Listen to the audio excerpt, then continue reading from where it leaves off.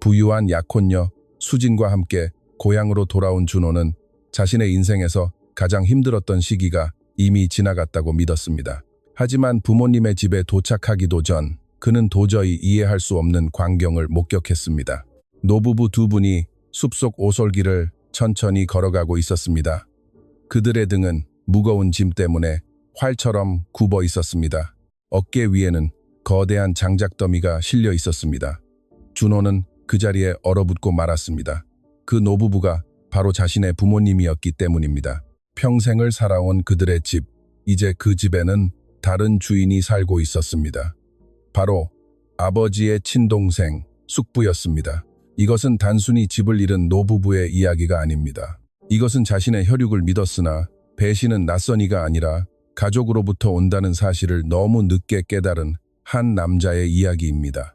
만약 당신이 타인을 행복하게 해주려다 자신을 잃어버렸고 이제 진정한 자신을 찾으려 한다면 이 이야기에 귀를 기울여 주십시오. 우리는 당신이 진정한 집으로 돌아갈 수 있도록 도울 것입니다. 모든 영상은 돌아가는 길의 한 걸음이며 당신은 이미 목적지에 가까이 와 있습니다. 끝까지 함께 해주십시오. 숙부가 어떻게 부모님의 집을 가로챘는지 준호가 알게 되었을 때 온 마을은 아무도 입 밖으로 꺼내고 싶지 않았던 진실과 마주하게 될 것입니다. 태양이 막 떠오르기 시작했을 때 김 노인은 이미 깨어 있었습니다. 그들이 살고 있는 작은 판잣집은 새벽의 주황빛으로 천천히 채워졌습니다. 벽은 낡았고 바람이 불 때마다 지붕은 비명을 질렀습니다. 하지만 그에게 그것은 이미 일상이었습니다. 옆에서 박씨 할머니가 낡은 담요를 어깨에 여미며 말했습니다. 오늘 날씨가 꽤 춥네요. 김 노인은 장작을 묶을 때 쓰는 밧줄을 챙기며 고개를 끄덕였습니다. 일감만 있다면 추위쯤이야. 무슨 상관이겠소. 그는 피곤한 미소를 지으며 답했습니다. 밖은 여전히 안개에 쌓여 있었습니다. 높은 나무들은 첫 햇살에 반짝이는 작은 이슬방울들을 떨어뜨리고 있었습니다. 매일 아침은 똑같이 시작되었습니다. 마른 가지를 찾고 자르고 묶어서 등에 짊어지고 마을로 나가는 일입니다. 그것은 젊은이에게도 고된 일이었습니다. 하지만 김 노인은 이미 72살이었습니다. 그럼에도 그는 결코 불평하지 않았습니다. 그는 작은 도끼를 손에 쥐고 나무 사이를 걸었습니다. 박씨 할머니가 작은 가지들을 줍는 동안 금속이 나무를 때리는 소리가 숲의 정적을 깨뜨렸습니다. 영감, 우리가 몇 년이나 더 이 일을 할 수 있을까요? 할머니가 갑자기 물었습니다. 김 노인은 즉시 대답하지 않았습니다. 그는 나무 사이로 하늘을 올려다 보았습니다. 하늘이 허락하시는 대로겠지. 마침내 그가 답했습니다. 1시간 후 두 사람은 커다란 장작더미를 등에 짊어졌습니다. 김 노인은 힘들게 장작더미를 들어 올려 등에 얹었습니다. 무게를 잡기 전까지 그의 손은 잠시 떨렸습니다. 할머니는 걱정스럽게 그를 바라보았습니다. 좀 더 쉬어야 해요. 하지만 노인은 고개를 저었습니다. 쉬면 밥을 못 먹지 않소. 그들은 마을로 이어지는 흙길을 따라 걷기 시작했습니다. 길은 숲에서 큰 길로 완만하게 내려왔습니다. 그곳에서는 계곡 전체와 마을의 집들이 보였습니다. 그 집들 사이에는 할머니를 항상 고개 숙이게 만드는 집이 하나 있었습니다. 붉은 지붕의 하얀 벽, 수년간의 노동으로 지어 올린 크고 튼튼한 집. 한때 그들의 집이었던 곳입니다. 할머니는 잠시 멈춰 섰습니다. 그 거리에서도 마당이 보였습니다. 오래된 레몬 나무와 노인이 직접 손으로 만든 울타리. 이제 그 앞에는 트럭 한 대가 주차되어 있었고 한 남자가 마치 모든 것이 자신의 것인 양마당을 거닐고 있었습니다. 노인의 형인 대식 씨였습니다. 그때 그들 뒤에서 목소리가 들렸습니다. 김 노인장 아니요? 마을 이웃인 슬기 아버지가 말을 걸었습니다. 그는 멀리 있는 집을 보더니 다시 노인을 바라보았습니다. 그는 천천히 고개를 저었습니다. 그 땅이 이제 당신 것이 아니라는 게 도무지 믿기지가 않소. 노인은 대답 대신 등에 밧줄을 고쳐 메고 계속 걸었습니다. 하지만 할머니는 그 집을 다시 한번 바라보지 않을 수 없었습니다. 그들이 행복했던 그곳에서 이제 다른 남자가 잠을 자고 있었기 때문입니다. 숲에서 나온 흙길은 마을의 첫 번째 집들 앞에서 끝났습니다. 노인은 등에 장작을 지고 천천히 걸었습니다. 발걸음마다 마른 먼지가 일어났습니다. 할머니는 묵묵히 옆을 지켰습니다. 길모퉁이를 돌았을 때 할머니가 멈춰 섰습니다. 그들 앞에는 바로 그 집이 있었습니다. 마을에서 가장 큰 집은 아니었지만 그들에게는 항상 가장 소중한 곳이었습니다. 하얀 벽은 여전히 튼튼했고 붉은 지붕은 아침 햇살 아래 빛나고 있었습니다. 마당에는 여전히 오래된 레몬나무가 서 있었습니다. 할머니는 가슴이 미어지는 것 같았습니다. 영감, 그녀가 속삭이자 노인도 멈춰 섰습니다. 노인의 눈은 그곳의 구석구석을 천천히 훑었습니다. 그 집의 벽돌 하나하나에는 이야기가 담겨 있었습니다. 그가 직접 시멘트를 섞었고 자신의 손으로 벽을 세웠습니다. 나무 한 조각을 사기 위해 수년간 밭에서 일했습니다. 당신이 저 나무를 심었을 때가 기억나네요. 할머니가 레몬나무를 보며 말했습니다. 준호가 겨우 5살이었을 때였죠. 노인은 엷은 미소를 지었습니다. 당신은 저 나무가 열매를 맺으려면 몇 년은 걸릴 거라고 했고 기다릴 가치가 있다고 했지. 정적이 두 사람을 감쌌습니다. 그때 문 열리는 소리가 들렸습니다. 집 현관문이 열렸습니다. 한 남자가 여유로운 발걸음으로 마당에 나왔습니다. 그는 깨끗한 셔츠를 입고 새 신발을 신고 있었습니다. 그는 길가를 바라보다가 두 사람을 발견하고 눈썹을 치켜 세웠습니다. 노인의 형, 대식 씨였습니다. 그는 마당과 길을 가로막은 나무 울타리로 걸어왔습니다. 몇 초 동안 그는 그저 그들을 관찰했습니다. 이것 봐라, 숲에서 온 일꾼들이군. 대식 씨가 마침내 입을 열었습니다. 할머니는 밧줄을 쥔 손에 힘을 주었습니다. 노인은 대답하지 않았습니다. 대식은 울타리에 몸을 기댔습니다. 좀 더 일찍 왔어야지. 그는 차가운 미소를 지으며 덧붙였습니다. 장작은 아침에 더 잘 팔리는 법이야.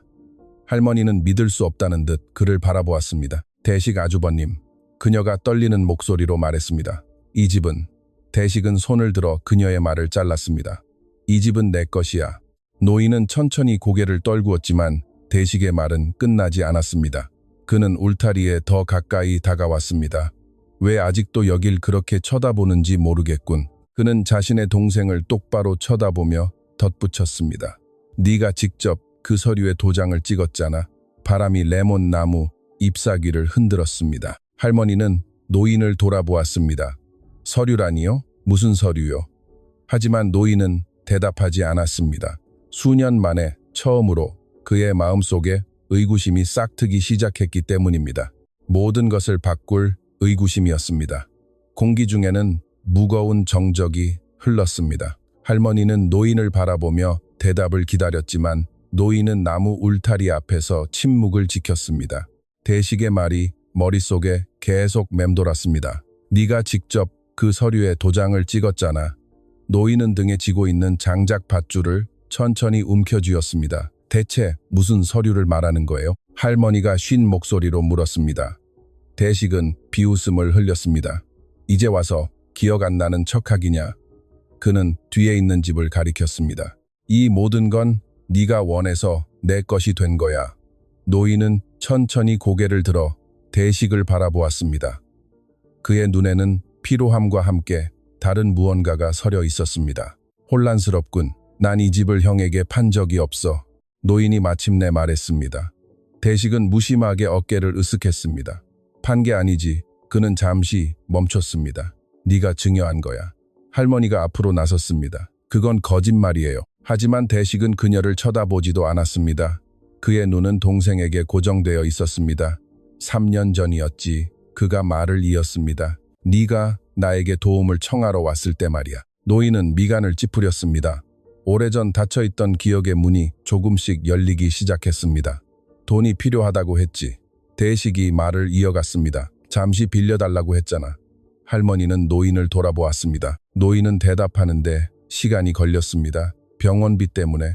할머니는 심장이 내려앉는 것 같았습니다. 그녀는 그 순간을 거의 잊고 있었습니다. 그녀의 병세와 엄청난 병원비, 치료비를 감당하지 못할까봐 매일 밤 걱정하던 날들.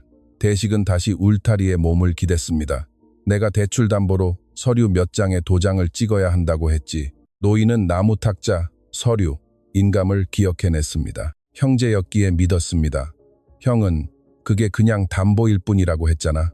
노인이 중얼거렸습니다. 대식은 미소를 지었지만 이번에는 얼굴에 일말의 가책도 없었습니다. 이 집이 내 소유가 된다는 게 바로 담보였던 거지. 할머니는 발밑에 세계가 기울어지는 것 같았습니다. 당신이 우리를 속였어. 대식은 짧게 웃었습니다. 아니, 그의 목소리가 차가워졌습니다. 네가 직접 도장을 찍은 거야. 바람이 레몬나무 사이를 지나갔습니다. 몇 초 동안 아무도 말하지 않았습니다. 노인은 다시 장작 더미를 등에 짊어졌습니다. 가요. 어서 가요. 할머니가 낮게 말했습니다. 대식은 길을 따라 멀어지는 두 사람을 지켜보았습니다. 하지만 그들이 모퉁이를 돌아 사라지기 전 그가 다시 한번 입을 열었습니다. 참고로 김서방, 노인이 멈춰 섰습니다. 그 서류들 찾으려고 애쓰지 마. 대식은 서서히 미소를 지었습니다. 그 서류들은 아무도 가져갈 수 없는 곳에 잘 보관되어 있으니까. 노인은 대답하지 않았습니다. 하지만 그는 계속 마을을 향해 걸으며 한 가지 질문이 마음속에서 자라나는 것을 느꼈습니다. 지금까지 감히 묻지 못했던 질문이었습니다. 만약 그날 찍은 도장이 대출을 위한 것이 아니었다면 마을로 가는 길은 평소보다 훨씬 멀게 느껴졌습니다. 김노인은 침묵 속에 걸었습니다. 시선은 땅을 향했고 등의 장작은 점점 더 무겁게 느껴졌습니다. 할머니는 곁을 지켰지만 이번에는 가만히 있을 수 없었습니다. 영감, 마침내 그녀가 불렀습니다. 노인은 즉시 대답하지 않았습니다. 마른 땅을 딛는 발소리만이 들렸습니다. 3년 전 말이오. 마침내 그가 중얼거렸습니다. 할머니는 그를 바라보았습니다. 당신이 병원에 있었을 때 그 기억이 그림자처럼 그들에게 쏟아졌습니다. 그 몇 달은 그들의 인생에서 가장 힘든 시기였습니다. 매주 병원비 청구서가 날아왔습니다. 약값은 점점 비싸졌고 준호는 멀리서 자신의 삶을 일구느라 고군분투하고 있었습니다. 우리 아들에게는 아무 말도 하고 싶지 않았소. 노인이 이었습니다.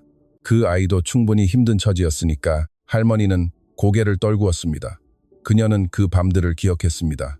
조용한 대화, 치료비를 내지 못할지도 모른다는 끊임없는 공포. 그때 내가 대식을 찾아갔지. 노인의 발걸음이 더 느려졌습니다. 기억이 머릿속에서 길을 열기 시작했습니다. 그 장면이 눈앞에 선명하게 떠올랐습니다. 대식의 집 부엌, 나무 탁자, 의자 2개, 그리고 서류가 든 봉투. 대식은 이미 모든 것을 통제하고 있다는 듯한 평온함으로 마주 앉아 있었습니다. 걱정 마, 형님. 그날 오후 대식이 말했습니다. 이건 그냥 담보일 뿐이야. 노인은 그 서류들을 보았던 기억이 났습니다. 작은 글씨가 빽빽했습니다. 내용이 너무 많군. 형님이 보증을 섰다는 증거일 뿐이야. 대식이 설명했습니다. 그 이상은 아냐. 노인은 망설였습니다. 어떤 담보란 말이냐. 대식은 질문이 필요 없다는 듯 미소를 지었습니다. 이 집이지. 노인은 미간을 찌푸렸습니다. 하지만 이 집은 우리 내외의 것이고 앞으로도 그럴 게다. 대식은 재빨리 대답했습니다. 이건 그냥 형식적인 절차야. 할머니는 걸어가며 그 이야기를 들었습니다. 그래서 그걸 믿었단 말이에요? 그녀가 낮게 물었습니다. 노인은 대답하지 않았습니다. 진실은 명확했기 때문입니다. 그는 어린 시절부터 함께 자란 형을 믿었습니다. 그래, 그래서 도장을 찍어줬지. 마침내 그가 말했습니다. 길에 먼지가 일었습니다. 하지만 기억이 끝난 것 같았을 때 노인이 멈춰섰습니다. 무언가 다른 것이 기억에 떠올랐습니다. 전에는 중요하게 생각하지 않았던 것입니다. 그날 부엌에 그들만 있었던 게 아니었습니다. 다른 누군가가 있었습니다. 탁자 맞은편에 한 남자가 앉아 있었습니다. 노인이 도장을 찍는 동안 침묵 속에 모든 것을 지켜보던 남자였습니다. 할머니는 미간을 찌푸렸습니다. 그게 누구였나요? 노인은 천천히 고개를 들었습니다. 숲에서 나온 이후 처음으로 그는 정말 걱정스러운 표정이었습니다. 잘 기억이 안 나는군. 그가 말했습니다. 그는 잠시 멈췄지만 한 가지는 확신했습니다. 할머니는 걱정스럽게 그를 바라보았습니다. 노인은 장작 밧줄을 움켜쥐었습니다. 그 남자는 우리 마을 사람이 아니었어. 김노인과 할머니가 도착했을 때 마을 시장은 이미 붐비고 있었습니다. 그곳은 소박한 장소였습니다. 과일 가판대 몇 개, 나무 탁자들, 그리고 땔감을 사려는 사람들이 기다리고 있었습니다. 김노인은 낡은 기둥 옆에 짐을 내려놓았습니다. 허리가 끊어질 듯 아팠지만 그는 아무 말도 하지 않았습니다. 할머니는 정성껏 장작 더미를 정리했고 이웃 몇몇이 다가왔습니다. 한 묶음에 얼마요? 한 남자가 물었습니다. 3만 원입니까? 노인이 물었습니다. 남자는 고개를 끄덕이고 임시 탁자 위에 돈을 올려놓았습니다. 그동안 시장 반대편에서 두 여자가 나지막이 대화를 나누고 있었습니다. 대식 씨가 집을 정리하고 있다더군. 한 여자가 말했습니다. 그래, 집을 팔 모양이야. 할머니가 고개를 들었습니다. 집을 팔다니? 두 여자는 불편한 듯 할머니를 쳐다보았습니다. 한 여자가 목소리를 낮췄습니다. 도시에 있는 사업가가 그 땅을 사고 싶어 한다더군요. 노인은 시선을 들지 않은 채 그 말을 들었지만 내면의 무언가가 팽팽하게 긴장되었습니다. 그 집은 단순한 집이 아니라 아들이 자란 곳이었습니다. 할머니가 레몬 나무를 심고 그들이 평생을 일군 삶의 터전이었습니다.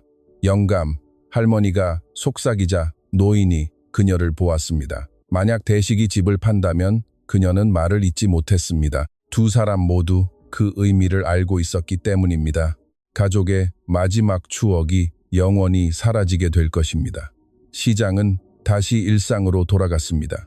사람들은 물건을 사고 대화를 나누며 떠나갔습니다. 하지만 할머니는 다른 생각을 멈출 수 없었습니다. 준호는 이 사실을 전혀 모르잖아요. 그녀가 말했습니다. 마침내 노인이 고개를 저었습니다. 모르는 게 낫소. 할머니는 미간을 찌푸렸습니다. 하지만 그 아이가 돌아와서 이 일을 알게 된다면 돌아오지 않을 거요. 노인이 답했습니다. 아이의 일터는 멀지 않소. 다시 정적이 그들을 감쌌습니다. 그때 할머니가 오랫동안 품어왔던 생각을 말했습니다. 우리 아이는 이제 자기만의 삶이 있어요. 노인은 즉시 이해했습니다. 그는 준호가 그 배신의 짐을 지게 하고 싶지 않았습니다. 우리가 아이를 이 문제에 끌어들여서는 안 돼요. 할머니가 이었습니다. 노인은 장작을 팔아번 돈을 보았습니다. 금액은 적었지만 그날 저녁 식사를 해결하기에는 충분했습니다. 당신 말이 맞소. 마침내 그가 말했습니다. 아이에게는 아무 말도 하지 맙시다. 할머니는 고개를 끄덕였습니다. 두 사람은 잠시 침묵했습니다. 그때 마을 청년 한 명이 시장으로 달려왔습니다. 그는 그들 앞에서 멈춰 섰습니다. 김어르신, 청년이 다급하게 불렀습니다. 노인은 시선을 들었습니다. 무슨 일이냐? 청년이 마을로 들어오는 길을 가리켰습니다. 방금 도시에서 차 한 대가 들어왔습니다. 할머니는 미간을 찌푸렸고 청년은 미소를 지었습니다. 어떤 남자가 어르신들을 찾고 있습니다. 노인은 멈춰 섰습니다. 누구란 말이냐? 청년은 어깨를 으쓱했습니다. 저도 잘 모릅니다. 그는 잠시 멈추더니 차에서 내리기 전 그 남자가 한 말을 전했습니다. 할머니는 심장이 두근거리는 것을 느꼈습니다. 뭐라고 하더냐? 청년이 무심하게 대답했습니다. 부모님을 뵙러 왔다고 합디다. 세계가 잠시 멈춘 것 같았습니다. 수년 만에 김준호가 마을로 돌아온 것입니다. 검은색 승용차가 먼지 나는 마을길을 천천히 달리고 있었습니다. 준호는 향수와 설렘이 섞인 마음으로 창밖을 바라보았습니다. 마지막으로 이곳에 온 지 거의 6년이 지났습니다. 똑같은 산, 똑같은 들판, 그리고 흙과 옥수수 냄새가 나는 건조한 공기. 옆에서 수진이 풍경을 바라보며 미소 지었습니다. 그럼 여기가 당신이 자란 곳이군요. 준호는 고개를 끄덕였습니다. 그래요. 그는 계곡을 가리키며 말했습니다. 우리 아버지는 평생 이 땅에서 일하셨죠. 수진은 멀리서 나타나는 작은 마을과 낮은 집들, 흙길, 그리고 중앙에 오래된 가판대가 있는 광장을 바라보았습니다. 아름답네요. 그녀가 말했습니다. 준호는 미소 지었습니다. 차는 마을로 천천히 들어섰습니다. 이웃 몇몇이 차가 지나가는 것을 보고 시선을 들었습니다. 이 길에서 그런 차를 보는 것은 흔한 일이 아니었습니다. 준호는 자신이 자란 집 앞에 차를 세웠습니다. 심장이 두근거렸습니다. 부모님을 깜짝 놀라게 해드리고 싶어. 그는 미소 지으며 말했습니다. 수진이 차에서 내렸습니다. 하지만 준호가 집을 보았을 때 무언가 잘못되었다는 것을 느꼈습니다. 울타리가 바뀌어 있었습니다. 마당에는 트럭이 주차되어 있었고 창문들은 마치 다른 사람이 살고 있는 양 열려 있었습니다. 준호는 미간을 찌푸렸습니다. 그때 건너편 가게에서 늙은 이웃 한 명이 나왔습니다.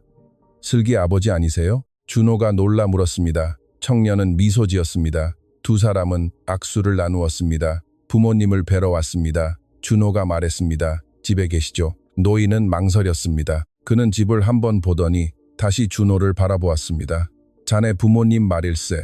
그는 잠시 멈췄습니다. 더 이상 여기 살지 않으신다네. 준호의 심장이 잠시 멎는 듯했습니다. 무슨 말씀이세요? 이웃은 한숨을 내쉬었습니다. 지금은 숲속에 사신다네. 수진이 미간을 찌푸렸습니다. 숲속에라고요? 노인은 마을 밖으로 나가는 길을 가리켰습니다. 매일 장작을 팔러 나오신다네. 준호는 가슴에 타격을 입은 것 같았습니다. 도저히 믿을 수 없는 일이었습니다. 하지만 그때 길끝에서 두 형체가 나타났습니다. 그들은 오후에 뜨거운 태양 아래 천천히 걷고 있었습니다. 등은 굽어 있었고 어깨에는 거대한 장작더미를 짊어지고 있었습니다. 준호는 눈을 가늘게 떴습니다. 잠시 그의 마음은 눈앞의 광경을 거부했습니다. 하지만 이내 그 실루엣을 알아보았습니다. 아버지의 느린 걸음걸이, 어머니가 짐밧줄을 잡고 있는 모습, 공기가 무거워졌습니다. 준호는 앞으로 한 걸음 나갔습니다. 아니야, 그가 속삭였습니다. 수지는 당황해서 그를 바라보았습니다. 준호 씨, 왜 그래요?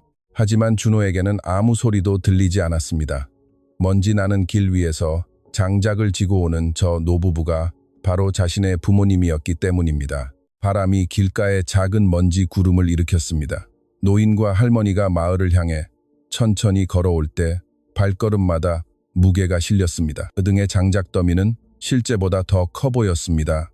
하지만 그들은 익숙했습니다. 그 길을 수없이 오갔기에 눈을 감고도 갈 수 있을 정도였습니다. 할머니가 광장 근처에 주차된 검은 차를 먼저 발견했습니다. 영감, 그녀가 중얼거렸습니다. 노인은 시선을 들었습니다. 마을에서 그런 차를 보는 건 흔치 않았지만 그는 별 생각 없이 계속 걸었습니다. 그때 아버지라는 목소리가 들렸습니다. 부드러웠지만 그를 멈추기에 충분했습니다. 노인은 얼어붙었습니다. 잠시 그는 환청을 들었다고 생각했습니다. 그 목소리를 마지막으로 들은 지 너무 오래되었기 때문입니다. 아버지, 이번에는 더 가까이서 들렸습니다. 노인은 천천히 고개를 돌렸습니다. 세계가 멈춘 것 같았습니다. 한 청년이 그들을 향해 걸어오고 있었습니다. 도시옷을 입고 믿기지 않는다는 듯 슬픈 표정을 짓고 있었습니다. 뒤에는 놀란 표정으로 광경을 지켜보는 우아한 여인이 있었습니다. 노인은 등에 지고 있던 장작을 땅바닥에 떨어뜨렸습니다. 준호야, 그 단어는 거의 탄식처럼 흘러나왔습니다. 할머니는 짐밧줄을 놓고 그에게 달려갔습니다. 내 새끼, 세 사람은 먼지 나는 길 한복판에서 서로를 끌어안았습니다. 몇 초 동안 아무도 말하지 않았습니다. 준호는 어머니의 팔이 떨리는 것을 느꼈습니다. 여기서 뭘 하고 계신 거예요? 마침내 쉰 목소리로 그가 물었습니다. 할머니는 감정을 숨기려 애쓰며 미소 지었습니다. 그냥 소일거리 좀 하는 거란다. 준호는 땅바닥에 장작을 보았습니다. 그리고 아버지의 손을 보았습니다. 손에는 새로운 굳은 살이 박여 있었습니다. 이런 일을 하시다니요. 노인은 미소 지으려 애썼습니다. 정직한 노동이란다. 수진이 조심스럽게 다가왔습니다. 어머니, 그녀가 예의를 갖춰 불렀습니다. 할머니는 놀라 그녀를 보았습니다. 이분은 누구니? 준호는 그녀의 손을 잡았습니다. 어머니, 수진이에요. 할머니는 미소 지었습니다. 준호는 인사를 나눌 여유가 없었습니다. 그의 눈은 계속 장작과 길, 그리고 멀리 보이는 집 사이를 오갔습니다. 아버지, 준호의 목소리가 엄해졌습니다. 왜 숲속에 사시는 거예요? 노인은 할머니와 눈길을 주고받았습니다. 침묵은 짧았지만 충분했습니다. 그건 우리가 결정한 거란다. 노인이 답했습니다. 준호는 미간을 찌푸렸습니다. 결정이요? 할머니가 서둘러 고개를 끄덕였습니다. 좀 더 조용하게 살고 싶어서 그랬어. 준호는 다시 집을 바라보았습니다. 그리고 아버지를 보았습니다. 그럼 왜 대식 숙부님이 부모님 집에 살고 계시는 건가요? 길 위에 정막이 흘렀습니다.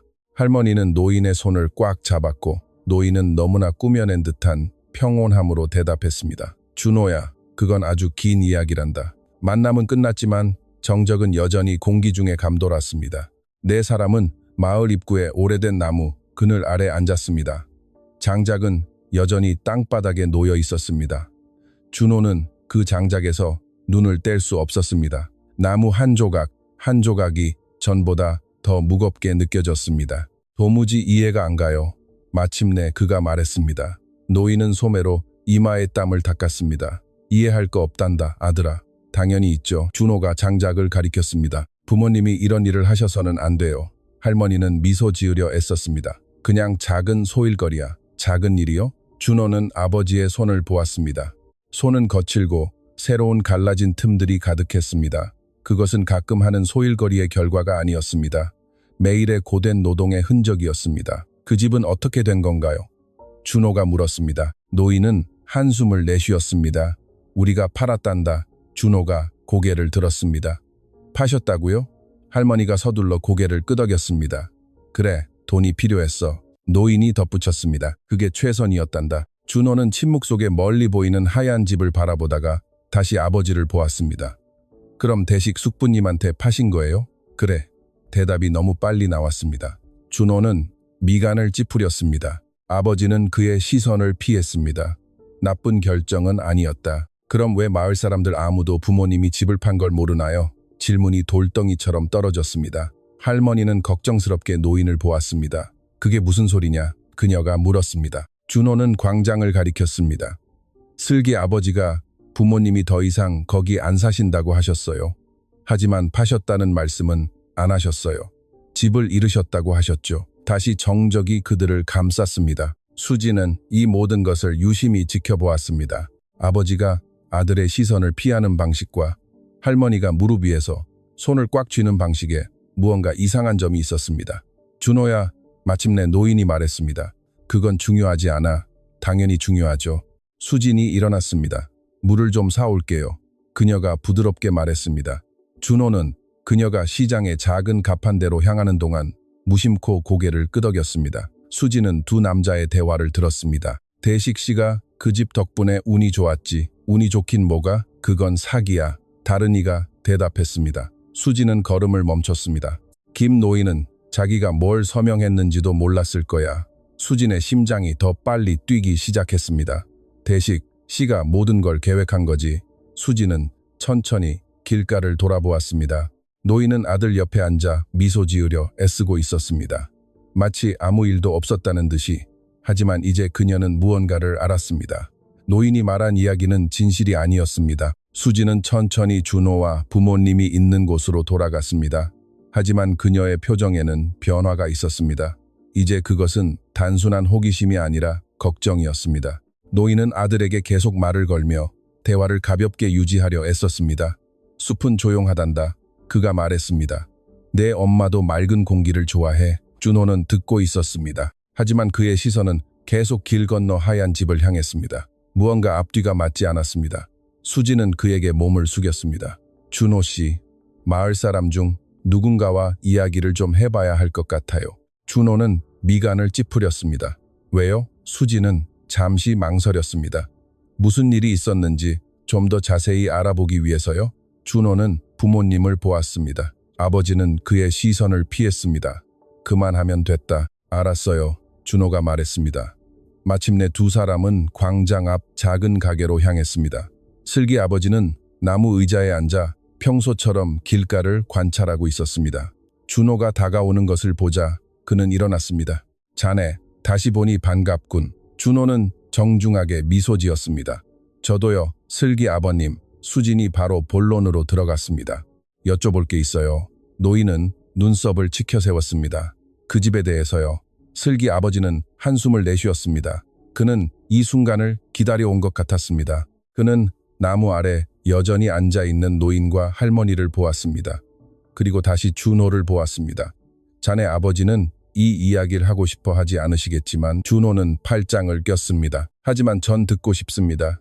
노인은 몇 초간 침묵했습니다. 마침내 그가 입을 열었습니다. 자네 숙부 대식씨 말일세. 김 노인이 집을 팔았다고 하더군. 준호는 고개를 끄덕였습니다. 우리 아버지가 하신 말씀이랑 같네요. 슬기 아버지는 천천히 고개를 저었습니다. 그건 사실이 아닐세. 준호는 속이 메스꺼워지는 것을 느꼈습니다. 그럼 무슨 일이 있었던 건가요? 노인은 몸을 앞으로 숙였습니다. 3년 전 자네 아버지가 병원비 때문에 돈이 필요했지. 준호는 수진을 보았습니다. 대식 씨가 도움을 제안했어. 수진은 이미 이야기가 어디로 흘러갈지 알고 있었습니다. 하지만 그건 빌려주는 게 아니었어. 슬기 아버지가 이었습니다. 자네 아버지는 서류 몇 장에 도장을 찍었지. 그래.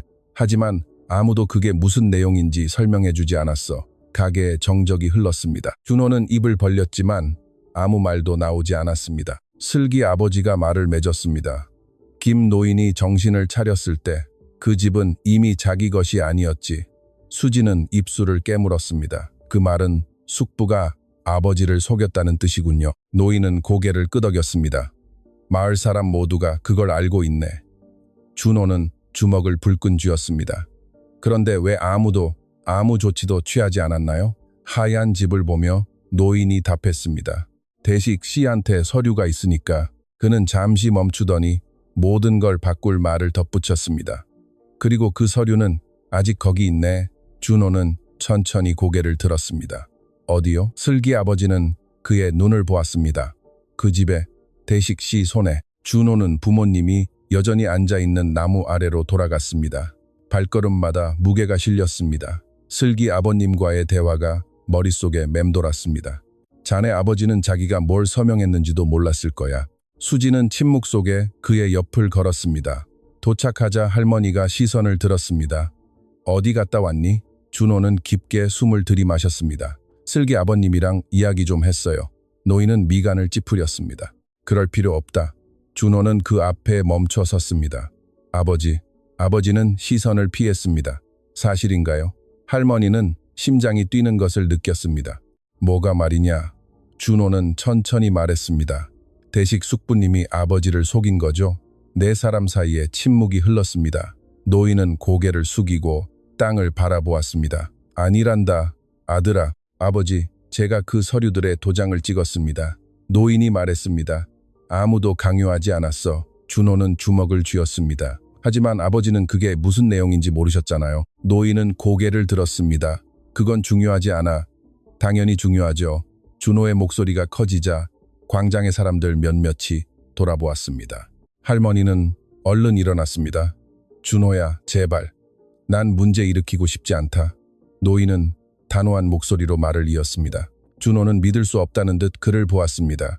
아버지, 숙부가 집을 훔친 건가요? 노인은 천천히 고개를 저었습니다. 아니다. 그럼 왜 지금 숲속에 사시는 건지 설명해 보세요. 노인은 대답하지 않았습니다.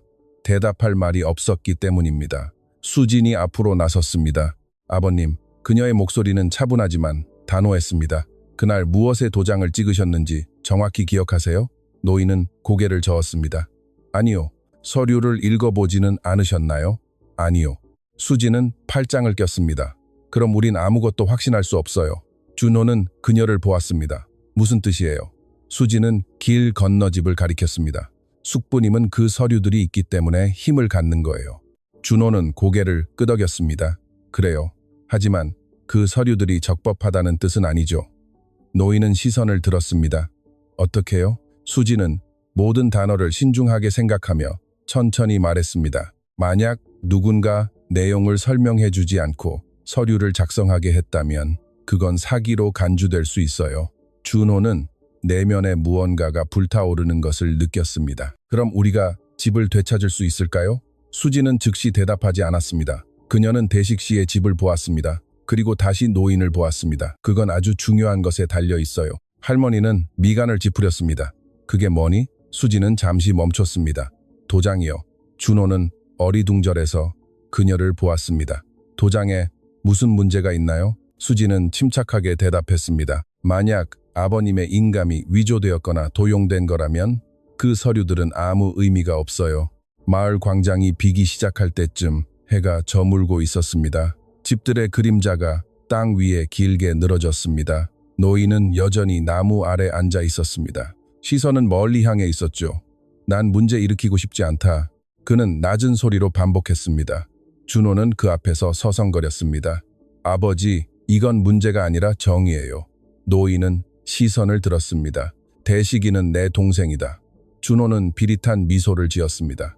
동생요? 그는 집을 가리키며 말했습니다. 동생은 그런 짓 안 해요. 할머니가 서둘러 끼어들었습니다. 준호야, 엄마 말 들어라. 청년은 깊게 숨을 들이마셨습니다. 그 집을 지으려고 수년간 일하셨잖아요. 그는 아버지의 손을 보았습니다. 그런데 지금은 숲에서 장작이나 지고 계시고요. 노인은 아들이 옳다는 걸 알았기에 대답하지 않았습니다. 수진이 차분하게 말했습니다. 숙부님이랑 싸울 필요 없어요. 세 사람은 그녀를 보았습니다. 우리에겐 진실만 있으면 돼요. 준호는 미간을 찌푸렸습니다. 어떻게요? 수진은 침착하게 대답했습니다. 증거가. 그때 그들 뒤에서 목소리가 들렸습니다. 내가 도울 수 있을 것 같네. 모두가 돌아보았습니다. 슬기 아버지였습니다. 노인은 지팡이에 몸을 의지한 채 천천히 걸어왔습니다. 자네들 대화를 좀 들었네. 준호가 다가갔습니다. 더 아시는 게 있나요? 슬기 아버지는 노인을 보았습니다. 자네가 서류에 도장 찍던 날 말일세. 노인은 고개를 들었습니다. 그래, 내가 집 밖에 있었지. 수지는 준호와 눈길을 주고받았습니다. 무슨 소리를 들으셨나요? 슬기 아버지는 천천히 고개를 끄덕였습니다. 대식 씨가 그건 빌려주는 거라고 하는 걸 들었네. 노인은 잠시 눈을 감았습니다. 나한테 그렇게 말했었지. 하지만 그게 다가 아니야. 준호가 몸을 앞으로 숙였습니다. 무슨 일이 더 있었나요? 슬기 아버지는 낮은 목소리로 말했습니다. 그들과 함께 한 남자가 더 있었어. 노인은 눈을 떴습니다. 도시에서 온 남자였지. 수지는 긴장했습니다. 변호사였나요? 슬기 아버지는 고개를 끄덕였습니다. 그런 것 같았어. 준호는 심장이 뛰는 것을 느꼈습니다. 그럼 서류가 미리 준비되어 있었단 거군요. 그래, 광장에 정적이 흘렀습니다. 그때 슬기 아버지가 아무도 예상치 못한 말을 덧붙였습니다. 그리고 난 그 사본이 어디 있을지 알 것 같네. 준호는 얼른 고개를 들었습니다. 어디요? 노인은 마을의 작은 동사무소를 가리켰습니다. 땅을 거래할 때는 항상 기록이 남지. 수지는 모든 일이 시작된 이후 처음으로 미소 지었습니다. 그럼 기회가 있겠네요. 준호는 대식 씨의 집을 바라보았습니다. 이번에는 그의 눈에 망설임이 없었습니다. 결정했어요. 되찾아올 겁니다. 마을 동사무소. 마을 동사무소는 오래된 작은 건물이었습니다. 벽은 낡은 서류함으로 가득 찼고 안에는 오래된 문서들이 가득했습니다. 천장의 선풍기는 느릿느릿 돌아가며 오후의 뜨거운 공기를 밀어냈습니다. 준호는 나무 문을 밀고 들어갔습니다. 실례합니다. 서류가 가득 쌓인 책상 뒤에 동사무소 책임자인 김 여사님이 두꺼운 안경을 쓰고 있었습니다. 어서 오세요. 어떻게 도와드릴까요? 수진이 먼저 말을 꺼냈습니다. 부동산 기록을 찾으러 왔어요. 여사님은 눈썹을 치켜 세웠습니다. 어느 땅인가요? 준호는 깊게 숨을 들이마셨습니다. 우리 아버지 집이요. 여사님은 장부를 하나 집어들었습니다. 소유주 이름이 김성수 씨인가요? 김 여사님은 낡은 컴퓨터로 잠시 검색하더니 일어났습니다. 잠시 기다려보세요. 그녀는 서류함 사이로 사라졌습니다. 준호는 작은 사무실 안을 초조하게 서성거렸습니다. 뭐가 나올까요? 그가 물었습니다. 수지는 책상 위의 문서들을 관찰했습니다. 숙부님이 그 집을 등록했다면 공식적으로 했을 거예요. 여사님이 노란 서류철을 들고 돌아왔습니다. 여기 있네요. 그녀는 책상 위에 그것을 내려놓았습니다. 준호는 심장이 뛰는 걸 느꼈습니다. 수진이 서류철을 열었습니다. 안에는 서류 몇 장과 날짜, 도장, 공식 서명들이 있었습니다. 부동산 양도 계약서네요. 수진이 읽었습니다. 준호는 서류를 보았습니다. 그것은 아버지가 서명한 서류였습니다. 수진은 서류를 세심하게 조사했습니다. 그런데 무언가 그녀의 시선을 끌었습니다. 잠깐만요. 준호가 몸을 숙였습니다. 왜 그래요? 수진은 서류 하단을 가리켰습니다. 여기에 서명이 2개 있어요. 준호는 미간을 찌푸렸습니다. 네, 첫 번째는 아버님 도장이고요. 준호가 그것을 보았습니다. 네. 수지는 손가락을 2번째 서명으로 옮겼습니다. 그리고 이건 준호는 멈칫했습니다. 모르겠는데요. 수지는 김 여사님을 향해 고개를 들었습니다. 이 사람은 누구인가요? 여사님은 안경을 고쳐 쓰고 서류를 보더니 대답했습니다. 양도를 인증한 법적 증인입니다. 준호는 공기가 무거워지는 것을 느꼈습니다. 증인이요? 여사님은 양도를 승인한 변호사 서명 아래 적힌 이름을 가리켰습니다. 수지는 그 이름을 낮게 읽었고 그 순간 무언가를 깨달았습니다. 모든 걸 바꾸는 사실을요. 그 변호사가 숙부 대식 씨를 위해 일하는 사람이었기 때문입니다. 해가 산 너머로 저물었습니다.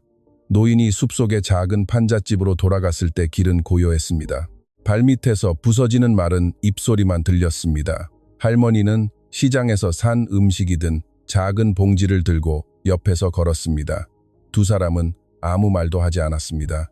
준호와 수진이 동사무소에서 서류를 확인하러 간 이후로 그들 사이의 공기는 무거워졌습니다. 영감, 할머니가 불렀습니다. 마침내 노인이 시선을 들었습니다. 준호가 그 집을 되찾을 수 있을까요? 노인은 대답하는데 시간이 걸렸습니다. 그는 앞에 놓인 어두운 길을 바라보았습니다. 모르겠소. 할머니는 한숨을 내쉬었습니다. 전 무서워요. 노인은 부드럽게 그녀의 손을 잡았습니다. 다 괜찮아질 거요. 하지만 사실 그 역시 확신할 수 없었습니다. 판잣집에 도착하자 노인은 벽에 장작 봉지를 내려놓았습니다. 하늘은 이미 어두워졌고 첫 별들이 나타나기 시작했습니다. 할머니는 오두막 안에 작은 등잔불을 켰습니다. 노란 불빛이 낡은 벽을 비췄습니다. 그때 무언가 소리가 들렸습니다. 엔진 소리였습니다. 두 사람은 서로를 쳐다보았습니다. 이 길에서 차 소리를 듣는 건 흔치 않은 일이었습니다. 소리는 오두막 앞에서 멈췄습니다. 차량 문이 툭 닫히는 소리가 났습니다. 노인은 천천히 밖으로 나갔습니다. 오두막 앞에 차 한 대가 주차되어 있었고 보닛에 몸을 기대고 있는 사람은 대식 씨였습니다. 그는 손에 전등을 들고 있었습니다. 미소는 차가웠습니다. 형님, 그가 조용히 말했습니다. 할머니가 노인의 뒤에서 나왔습니다. 여기서 뭘 하시는 거예요? 대식은 그들 향해 몇 걸음 걸어왔습니다. 그냥 이야기 좀 하러 왔어. 노인은 팔짱을 꼈습니다. 우린 할 이야기 없다. 대식은 눈썹을 치켜 세웠습니다. 정말? 그는 재킷 주머니에서 봉투 하나를 꺼냈습니다. 조카놈이 동사무소에 갖다 더군 할머니의 심장이 잠시 멎는 듯 했습니다. 노인은 대답하지 않았습니다. 대식은 봉투를 천천히 흔들었습니다. 이 서류들은 여전히 유효해. 노인은 단호하게 그를 보았습니다. 그건 두고 봐야지. 대식의 미소가 사라졌습니다. 그의 눈은 차가워졌습니다. 잘 들어. 그가 다가왔습니다. 조카놈이 서류를 다 뒤져봐도 그 집은 여전히 내 거야. 할머니는 노인의 팔을 꽉 쥐었습니다. 숙부님, 제발요. 대식은 그녀를 무시하고 말을 이었습니다. 준호가 자꾸 상관없는 일에 참견하면 어떻게 될까? 그는 노인을 똑바로 쳐다보았습니다. 집보다 더 큰 걸 잃게 될 수도 있어. 숲속에 정막이 흐르고 바람이 나뭇가지를 흔들었습니다. 노인이 앞으로 한 걸음 나갔습니다. 내 아들 협박하지 마라. 대식은 몇 초간 그를 관찰하더니 다시 미소 지었습니다. 협박이 아냐. 그는 잠시 멈췄습니다. 충고지. 그는 차로 돌아섰습니다. 차에 타기 전 그는 노인을 얼어붙게 할 말을 덧붙였습니다. 아, 참. 그는 봉투를 들어 보였습니다. 도시에서 올 구매자가 곧 도착할 거야. 차 시동이 걸리고 불빛이 나무 사이로 사라졌습니다. 할머니는 두려움에 가득 차 노인을 보았습니다. 구매자라고요? 노인은 여전히 어두운 길을 바라보았습니다. 이제 그는 깨달았습니다. 만약 대식 씨가 집을 팔아버린다면 되찾을 방법은 영영 없을 것입니다. 그리고 준호는 시간이 얼마 남지 않았다는 사실을 아직 모르고 있었습니다. 마을에 무거운 정막과 함께 밤이 찾아왔습니다. 슬기 아버지의 집에서 등불 하나가 준호와 수진이 동사무소 서류를 확인하고 있는 책상을 비추고 있었습니다. 그들 앞에는 날짜, 서명, 공식 도장이 찍힌 서류들이 흩어져 있었습니다. 하지만 준호는 아버지의 도장이 찍힌 서류를 볼 때마다 내면에서 무언가 불타오르는 것을 느꼈습니다. 이게 적법할 리가 없어요. 그가 중얼거렸습니다. 수지는 즉시 대답하지 않았습니다. 그녀는 세밀하게 서류를 관찰했습니다. 이걸 보세요. 그녀가 기록의 한 부분을 가리키며 말했습니다. 부동산 양도가 아버님이 서명하신 날과 같은 날에 이루어졌어요. 준호는 미간을 찌푸렸습니다. 그게 무슨 뜻이죠? 수진이 시선을 들었습니다. 숙부님이 이미 모든 걸 준비해두었다는 뜻이에요. 준호는 주먹을 불끈 쥐었습니다. 그럼 함정이었군요. 그래요.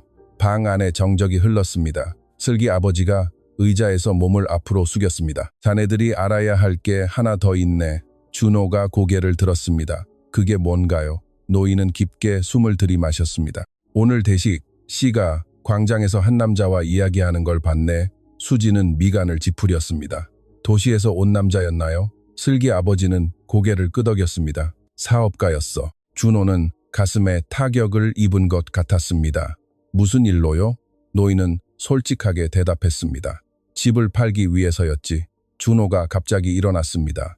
의자가 바닥에서 요란하게 밀려났습니다. 그렇게 두지 않을 거예요. 수진이 차분하게 말했습니다. 법적으로는 가능해요. 준호는 믿을 수 없다는 듯 그녀를 보았습니다. 그럼 이 모든 게 다 헛수고란 말인가요? 수진은 고개를 저었습니다. 아니요, 의미 있어요. 그녀는 서류를 들어보였습니다. 하지만 시간이 필요해요. 준호는 숨쉬기가 힘들었습니다. 얼마나요? 슬기 아버지가 대답했습니다. 도시에서 온 남자가 내일 다시 올 거라더군. 다시 방 안에 정적이 가득 찼습니다. 준호는 창밖을 보았습니다. 어둠 속 저 멀리 부모님의 하얀 집 지붕이 보였습니다. 자신이 자란 집, 아버지가 손수 지은 집이었습니다. 기다릴 수 없어요. 마침내 그가 말했습니다. 수지는 그를 보았습니다. 무슨 생각을 하고 있는 거예요? 준호는 천천히 고개를 돌려 말했습니다. 숙부님은 자기가 모든 걸 통제하고 있다고 믿고 있어요. 슬기 아버지는 미간을 찌푸렸고 준호는 깊게 숨을 들이마셨습니다. 그럼 그렇지 않다는 걸 증명해줘야죠. 수지는 몇 초간 그를 관찰하더니 물었습니다. 어떻게요? 준호는 전에 본 적 없는 결연한 표정으로 대답했습니다. 내일 그는 책상의 서류를 보며 말했습니다. 그 구매자가 오기 전에 숙부님을 직접 대면할 겁니다. 밤바람이 창문을 때렸습니다. 마을로 돌아온 이후 처음으로 준호는 더 이상 답을 찾지 않았습니다. 이제 그는 정의를 찾고 있었습니다. 다음 날 아침 마을 하늘은 우중충했습니다. 공기는 무거웠습니다. 마치 마을 사람 모두가 중요한 일이 벌어질 것임을 아는 듯했습니다. 마을 광장에는 몇몇 사람이 모이기 시작했습니다. 소문은 빠르게 퍼졌습니다. 준호가 대식 숙부님과 이야기하고 싶어 한다는 소문 말이죠. 마을에서 그런 일이 생기면 아무도 놓치고 싶어 하지 않았습니다. 슬기 아버지는 벤치에 앉아 준호와 수진이 오는 걸 지켜보았습니다. 준호는 당당한 걸음으로 걸어왔습니다. 그의 손에는 동사무소 서류가 든 서류철이 들려 있었습니다. 정말 자신 있나? 슬기 아버지가 물었습니다. 준호는 고개를 끄덕였습니다. 숙부님이 오늘 집을 팔려고 한다면 모든 사람 앞에서 그렇게 하셔야 할 겁니다. 수지는 광장을 관찰했습니다. 점점 더 많은 사람이 모여들었습니다. 몇몇 이웃은 말없이 다가왔습니다. 다른 이들은 자기들끼리 속삭였습니다. 그 집이 항상 대식 씨의 것이 아니었다는 걸 모두가 알았기 때문입니다. 그가 오네 누군가 중얼거렸습니다. 모두가 고개를 돌렸습니다. 대식 씨가 평소처럼 자신만만한 모습으로 광장으로 걸어오고 있었습니다.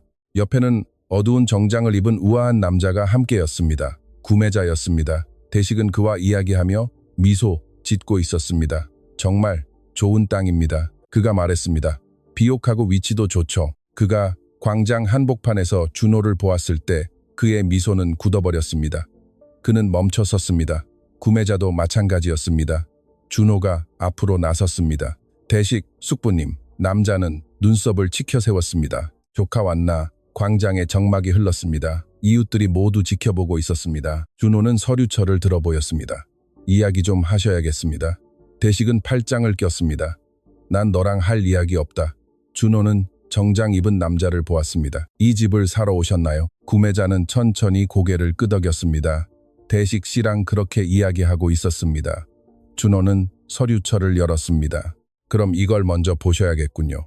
대식은 앞으로 나섰습니다. 헛소리 마라. 하지만 준호는 이미 서류를 꺼냈습니다. 이건 부동산 공식 기록입니다. 구매자는 미간을 찌푸렸습니다. 무슨 뜻이죠? 수진이 차분하게 말했습니다. 이 양도가 사기일 수 있다는 뜻입니다. 광장에 웅성거림이 퍼졌습니다. 대식은 비릿한 미소를 지었습니다. 웃기는군. 준호는 시선을 들었습니다. 사실입니다. 대식은 차갑게 그를 보았습니다. 자네 아버지가 직접 도장 찍은 서류다. 준호가 한 걸음 다가갔습니다. 네, 광장의 나무십들이 바람에 흔들렸지만 준호의 목소리는 흔들리지 않았습니다. 하지만 아버지는 자기가 무엇에 도장을 찍는지 모르셨죠. 정적이 흘렀습니다. 구매자는 대식을 보았습니다. 그게 사실입니까? 대식은 턱 근육을 실룩거렸습니다. 준호는 모든 사람이 볼 수 있게 서류를 들어보였습니다. 그리고 그게 다가 아닙니다. 그는 양도를 승인한 변호사 서명을 가리켰습니다. 이 변호사는 숙부님을 위해 일하는 사람입니다. 이웃들이 더 크게 웅성거리기 시작했습니다. 이제 이야기가 다른 의미를 갖기 시작했기 때문입니다. 대식은 위험한 미소를 지으며 조카를 보았습니다. 얘야, 그는 잠시 말을 멈췄습니다. 정말 네가 나한테서 집을 뺏을 수 있다고 생각하니? 준호는 그를 보았습니다. 오늘 알게 되겠죠. 그때 김 노인이 나타나 마을 광장으로 천천히 걸어왔습니다. 수년 만에 처음으로 그 역시 입을 열기로 결심한 것입니다. 노인이 군중 사이로 천천히 걸어 나오자 광장의 웅성거림은 더 커졌습니다. 그의 걸음은 느렸지만 단단했습니다. 할머니도 곁을 지켰습니다. 이웃들은 그들에게 길을 내주기 위해 비켜섰습니다. 그들 중 상당수는 노인이 수개월 동안 숲에서 장작을 지고 가는 걸 지켜보았습니다. 그리고 이제 그 노인이 고개를 당당히 들고 광장 한복판으로 걸어오는 걸 보았습니다. 대식 씨는 긴장된 미소로 그 광경을 지켜보았습니다. 이것 보라고 그가 말했습니다. 주인공이 오셨군. 노인은 대답하지 않았습니다. 그는 동생 앞에 멈춰섰습니다. 몇 초 동안 두 남자는 침묵 속에 서로를 바라보았습니다. 그들은 함께 자랐습니다. 같은 땅에서 일했습니다. 하지만 지금 그들은 완전히 타인처럼 보였습니다. 준호는 아버지가 말할 수 있도록 뒤로 물러섰습니다. 수지는 침묵 속에 지켜보았습니다. 광장 전체가 숨을 죽인 듯 했습니다. 노인이 마침내 입을 열었습니다. 대시가 그의 목소리는 낮았지만 명확했습니다. 그 집은 한 번도 내 것이 아니었다. 대식은 짧게 웃었습니다. 그 이야긴 이미 끝났어. 그는 서류를 가리키며 말했습니다. 형님이 도장 찍었잖아. 노인은 천천히 고개를 끄덕였습니다. 그래, 광장의 웅성거림이 잦아들었습니다. 모든 사람이 그의 다음 말을 듣고 싶어 했습니다. 난 너를 믿었기에 도장을 찍은 거다. 대식은 팔짱을 꼈습니다. 그건 내 알바 아니지. 노인은 시선을 들었습니다. 넌 빌려주는 거라고 했어. 사업이라고 했어. 거짓말이었지. 정막이 돌덩이처럼 떨어졌습니다. 구매자는 초조하게 대식을 보았습니다. 이게 사실인가요? 대식이 다급하게 대답했습니다. 아니요, 저 노인네 말 듣지 마세요. 준호는 주먹을 불끈 쥐었지만 노인은 손을 들어 그를 멈췄습니다. 내가 말하게 두렴. 노인은 깊게 숨을 들이마셨습니다. 그날 난 절망적이었다. 그는 할머니를 보았습니다. 내 아내가 아팠어. 이웃 몇몇은 그때를 기억하며 고개를 떨구었습니다. 너도 알고 있었지? 대식은 대답하지 않았습니다. 노인이 이었습니다. 넌 그냥 은행용 서류에 도장만 찍으면 된다고 했어. 그는 잠시 멈췄습니다. 하지만 넌 한 번도 내 집을 넘긴다는 말은 하지 않았어. 구매자는 침묵 속에 서류를 바라보았습니다. 수진이 차분하게 말했습니다. 법적으로 이건 사기라고 합니다. 대식은 목소리를 높였습니다. 거짓말이야. 노인은 준호를 멈추기 위해 손을 들었습니다. 내가 말하게 두렴. 노인은 깊게 숨을 들이마셨습니다. 그날 난 절망적이었다. 그는 할머니를 보았습니다. 내 아내가 아팠어. 이웃 몇몇은 그때를 기억하며 고개를 떨구었습니다. 너도 알고 있었지? 대식은 대답하지 않았습니다. 노인이 이었습니다. 넌 그냥 은행용 서류에 도장만 찍으면 된다고 했어. 그는 잠시 멈췄습니다. 하지만 넌 한 번도 내 집을 넘긴다는 말은 하지 않았어. 구매자는 침묵 속에 서류를 보았습니다. 수지는 차분하게 말했습니다. 법적으로 이건 사기라고 합니다. 대식은 목소리를 높였습니다. 거짓말이야. 수지는 증인 서명을 가리켰습니다. 이 문서를 인증한 변호사는 당신을 위해 일하는 사람입니다. 정장 입은 남자는 미간을 찌푸렸습니다. 그건 많은 걸 바꾸는군요. 대식은 분위기가 자신에게 불리하게 돌아가는 걸 느꼈습니다. 그는 군중을 둘러보았습니다. 많은 이웃이 이제 그를 불신 가득한 눈으로 보고 있었습니다. 하지만 대식은 아직 카드 하나가 더 있었습니다. 자네들이 무슨 말을 해도 상관없어. 그는 주머니에서 봉투 하나를 꺼냈습니다. 하지만 나한테 원본이 있거든. 다시 광장에 정적이 흘렀습니다. 대식은 천천히 봉투를 들어 보였습니다. 그리고 이 서류가 있는 한 이 집은 여전히 내 거야. 그때 수진이 앞으로 나서며 아무도 예상치 못한 말을 했습니다. 그럼 지금 당장 그걸 열어보는 게 좋겠네요. 그 봉투 안에 든 내용이 당신의 모든 사업을 망가뜨릴 수도 있으니까요. 광장은 완전히 고요해졌습니다. 길가의 먼지가 여전히 공중에 떠다닐 때 구매자는 뒷걸음질 치며 대식 씨를 불신 가득한 눈으로 바라보았습니다. 모든 눈이 대식의 손에 든 봉투에 쏠렸습니다. 그것은 세월의 흔적이 묻은 구겨진 노란 봉투였습니다. 하지만 그 안에는 노인의 삶을 바꾼 서류가 들어 있었죠. 대식은 그것을 천천히 들어 올렸습니다. 이게 진실이다. 그가 긴장된 미소를 지으며 말했습니다. 그는 이웃들을 보았습니다. 원본 서류야. 준호는 팔짱을 낀 채 그를 지켜보았습니다. 수지는 평온하게 그의 옆에 서 있었습니다. 대식은 서류를 꺼냈습니다. 모든 사람 앞에서 서류를 펼치자 종이가 삐걱거리는 소리를 냈습니다. 형님 도장이다. 그가 자랑스럽게 공표했습니다. 몇몇 이웃이 더 자세히 보려고 몸을 숙였습니다. 도시에서 온 구매자가 손을 뻗었습니다. 제가 좀 확인해보죠. 대식은 잠시 망설였지만 지금은 자신감 있는 모습을 보여야 한다는 걸 알았습니다. 그는 서류를 건네주었습니다. 구매자는 주의 깊게 그것을 읽기 시작했습니다. 광장 한복판에 나무십 흔들리는 소리만 들렸습니다. 아무도 말하지 않았습니다. 구매자의 손에서 종이가 움직이는 소리만 들릴 뿐이었습니다. 수지는 모든 동작, 모든 반응을 관찰했습니다. 갑자기 남자가 미간을 찌푸렸습니다. 잠깐만요. 대식이 고개를 들었습니다. 왜 그러죠? 구매자는 서류의 한 줄을 가리켰습니다. 날짜가? 대식이 즉시 대답했습니다. 5월 12일입니다. 남자는 천천히 고개를 저었습니다. 여기 그렇게 적혀 있군요. 수진이 앞으로 나섰습니다. 하지만 공식 기록에는 다르게 적혀 있어요. 준호는 수진을 보았습니다. 무슨 뜻이에요? 수진은 서류 상단을 가리켰습니다.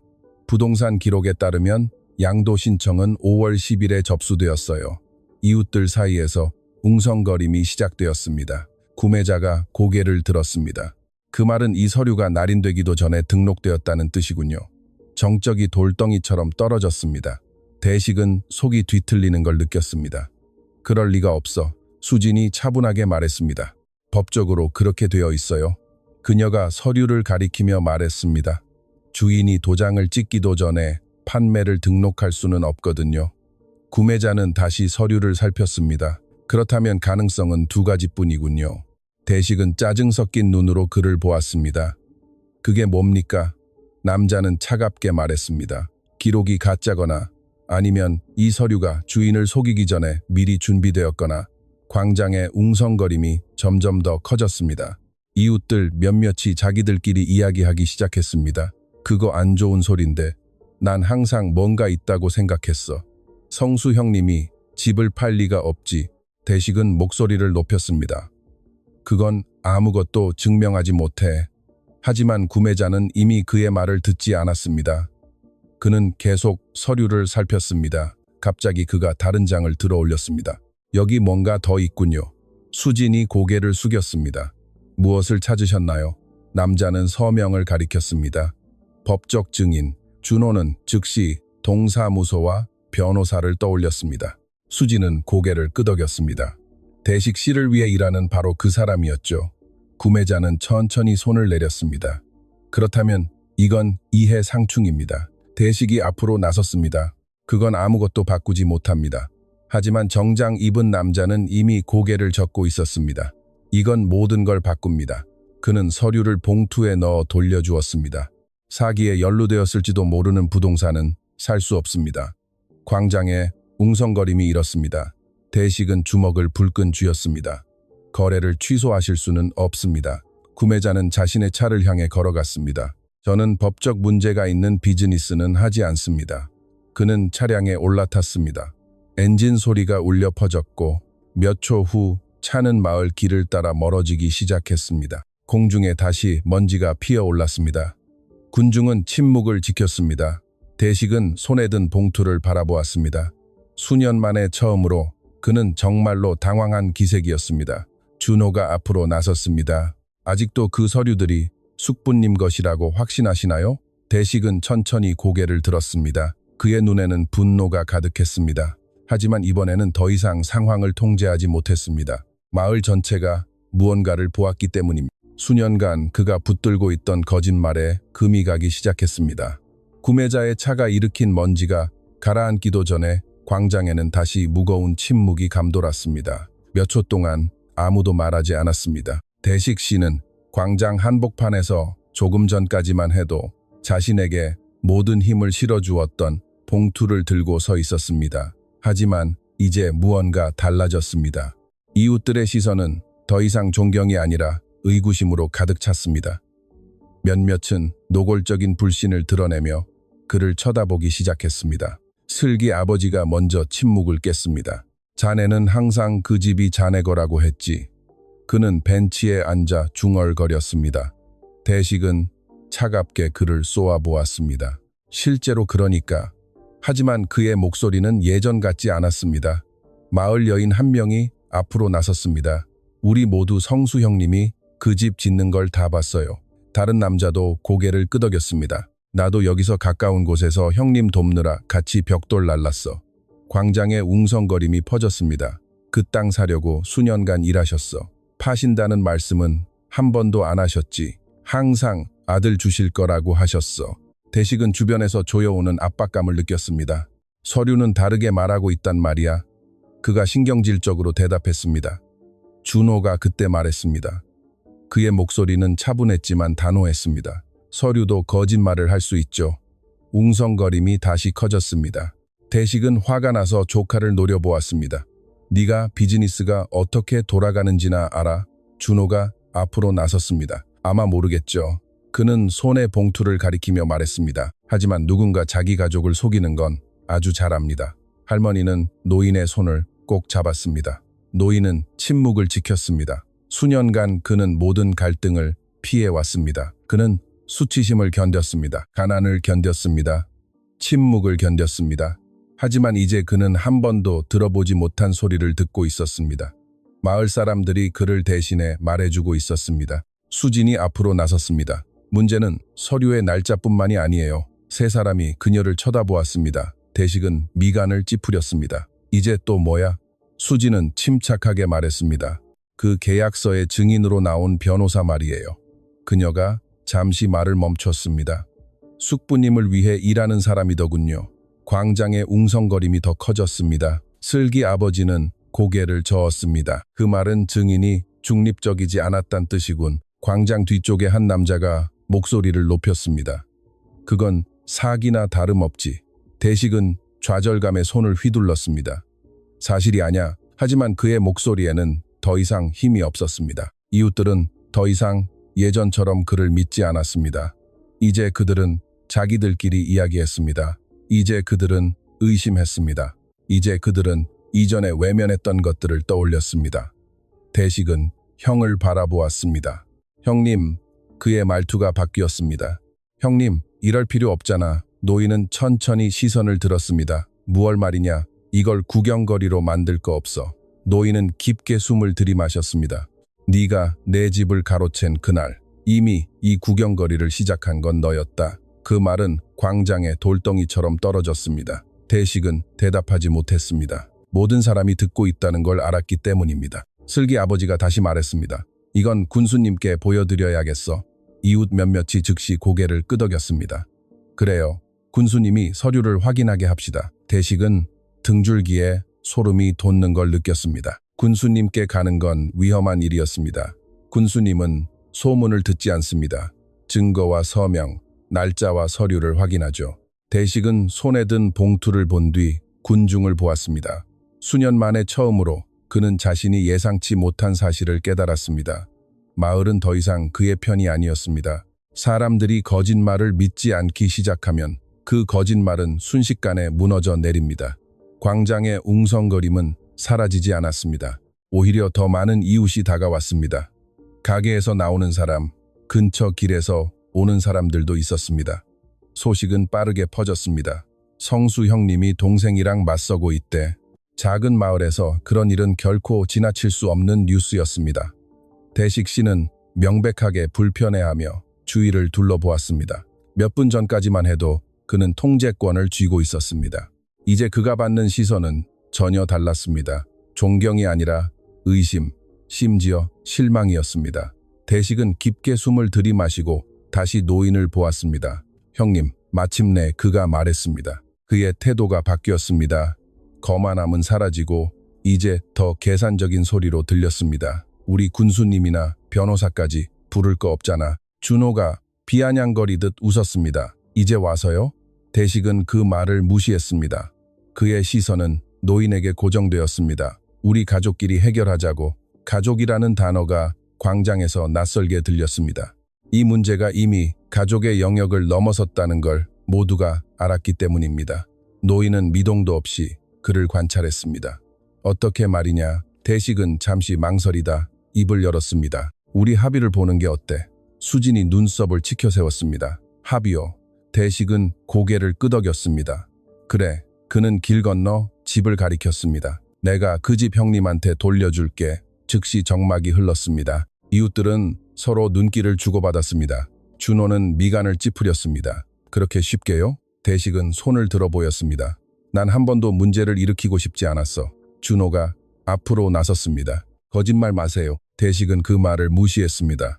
노인이 이었습니다. 형님도 알다시피 난 항상 형님을 돕고 싶었어. 노인은 대답하지 않았습니다. 그는 마치 낯선 사람을 보듯 그를 관찰할 뿐이었습니다. 대식은 계속 말을 이었습니다. 이 스캔들만 그만두면 형님 집으로 돌아가실 수 있어. 이웃 몇몇이 웅성거리기 시작했습니다. 그거 안 좋은 소리야. 분명 뭔가 숨기는 게 있어. 수진이 차분하게 말했습니다. 그럼 그 구매자는 어떻게 되나요? 대식은 입술을 깨물었습니다. 그건 이제 중요하지 않아. 준호는 팔짱을 꼈습니다. 당연히 중요하죠. 그는 숙부를 똑바로 쳐다보았습니다. 서류에 문제가 있다는 게 드러나지 않았다면 숙부님은 분명 그 집을 팔아버렸을 테니까요. 다시 정막이 흘렀습니다. 대식은 대답하지 못했습니다. 준호의 말이 옳았기 때문입니다. 슬기 아버지가 벤치에서 말했습니다. 죄가 없는 사람은 합의를 볼 필요가 없지. 이웃 몇몇이 즉시 고개를 끄덕였습니다. 대식은 상황이 소나귀에서 빠져나가는 걸 느꼈습니다. 그는 다시 노인을 보았습니다. 형님, 이번에는 목소리가 더 낮아졌습니다. 집 하나 때문에 가족을 망쳐서야 되겠어. 노인은 대답하는데 몇 초가 걸렸습니다. 그는 집을 보았고 아들을 보았고 할머니를 보았으며 마지막으로 대식을 보았습니다. 이건 집 때문이 아니야. 광장 전체가 고요해졌습니다. 노인이 앞으로 한 걸음 나갔습니다. 진실을 위해서지. 그 말은 공기 중에 무겁게 매달렸습니다. 준호는 조용한 자부심을 느꼈습니다. 수년간 그의 아버지는 어떤 갈등도 피하는 사람이었습니다. 항상 침묵을 선택했습니다. 항상 참는 쪽을 선택했습니다. 하지만 그 아버지는 더 이상 거기 없었습니다. 이제 전혀 다른 사람이 서 있었습니다. 대식은 고개를 저었습니다. 그럼 형님은 전쟁을 하겠다는 거군. 노인은 차분하게 대답했습니다. 아니다. 그는 잠시 멈췄습니다. 난 정의를 원하는 거다. 슬기 아버지가 목소리를 높였습니다. 그럼 군수님께 갑시다. 이번에는 웅성거림이 지지로 바뀌었습니다. 그래요. 군수님이 결정하게 합시다. 서류를 확인하게 해요. 대식은 등줄기에 소름이 돋는 걸 느꼈습니다. 사람들은 그를 존경하던 눈에서 이제 그를 의심하는 눈으로 바뀌었습니다. 통제권을 잃었습니다. 하지만 떠나기 전 대식은 다른 말을 했습니다. 광장을 다시 적막하게 만든 말이었죠. 좋아. 그는 노인을 똑바로 쳐다보며 말했습니다. 정의를 원한다면 그렇게 해주지. 그는 차로 돌아섰습니다. 하지만 차에 타기 전 마지막 한마디를 덧붙였습니다. 모두를 얼어붙게 만든 한마디였습니다. 하나만 기억해. 그는 다시 집을 보았습니다. 진짜 진실은 아직 밝혀지지 않았어. 대식 씨가 차에 올라탄 후 광장은 여전히 고요했습니다. 엔진 소리가 몇 초간 울려 퍼졌습니다. 곧 차량은 마을 밖으로 나가는 흙길을 따라 천천히 움직이기 시작했습니다. 아무도 움직이지 않았습니다. 이웃들은 계속 노인을 바라보았습니다. 무언가 달라졌기 때문입니다. 수년간 그들은 노인이 고개를 숙이고 걷는 걸 보았습니다. 숲에서 장작을 지고 가는 걸 보았습니다. 그가 웅성거리는 소리를 듣지 않으려고 광장을 피하는 걸 보았습니다. 하지만 그 노인은 더 이상 거기 없었습니다. 이제 그는 모든 사람 앞에 서 있었습니다. 차분하고 단단한 모습으로요. 할머니가 부드럽게 그의 손을 쥐었습니다. 영감, 노인은 깊게 숨을 들이마셨습니다. 그의 시선은 길 건너 집을 향했습니다. 하얀 벽에 붉은 지붕을 가진 집, 자신이 손수지은 집이었습니다. 잠시 그는 첫 돌을 놓던 날을 떠올렸습니다. 시멘트를 섞으며 느꼈던 뜨거운 태양도 기억났습니다.